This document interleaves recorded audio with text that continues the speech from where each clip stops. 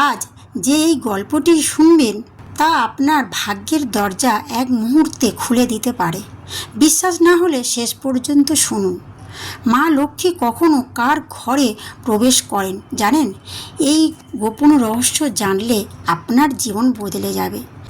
দারিদ্র্য আর দুর্ভাগ্য কি আপনার পিছু ছাড়ছে না? আজকের এই কাহিনী আপনাকে দেখাবে আসল পথ। যে একটি ভুলের জন্য মা লক্ষ্মী আপনার ঘর থেকে দূরে থাকেন, আপনি কি সেটি করেছেন? শুনুন এক দরিদ্র মানুষের কাহিনী, যাকে মা লক্ষ্মী নিজেই আশীর্বাদ করেছেন আর মুহূর্তেই বদলে যায় তার ভাগ্য।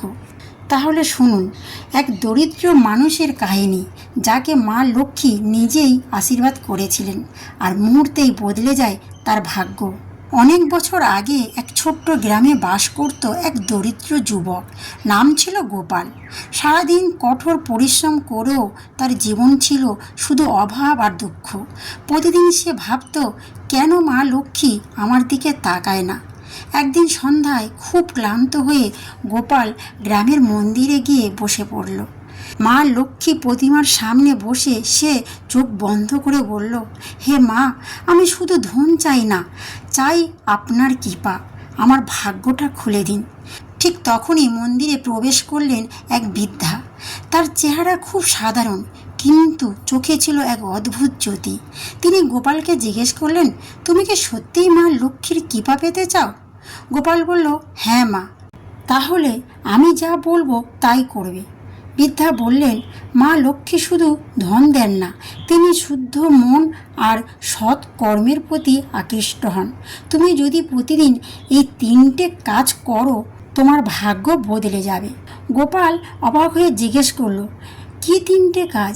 বৃদ্ধা বললেন, প্রতিদিন সকালে ঘর পরিষ্কার রাখবে, কারোর সাথে খারাপ ব্যবহার করবে না, নিজের উপার্জনের কিছু অংশ দরিদ্রের দান করবে। গোপাল সেই দিন থেকে এই নিয়ম মেনে চলতে শুরু করলো। প্রথমে কিছু পরিবর্তন হলো না, কিন্তু কয়েকদিন পর আশ্চর্যভাবে তার কাজের সাফল্য আসতে শুরু করলো। একদিন এক ধনী ব্যবসায়ী তার সততা দেখে তাকে বড় কাজের দায়িত্ব দিল। ধীরে ধীরে গোপালের জীবন বদলে গেল।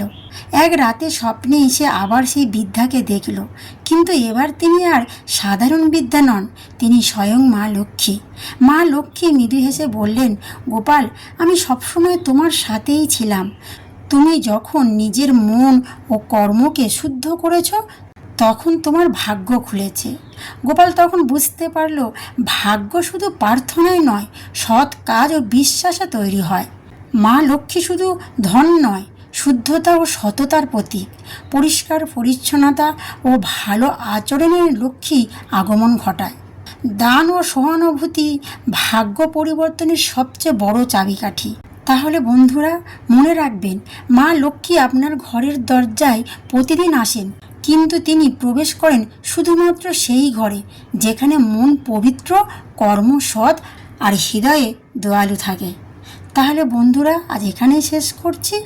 আর এই রকম গল্প শুনতে চাইলে চ্যানেলটা সাবস্ক্রাইব করবেন আর কমেন্ট করবেন। জয় মা লক্ষ্মী।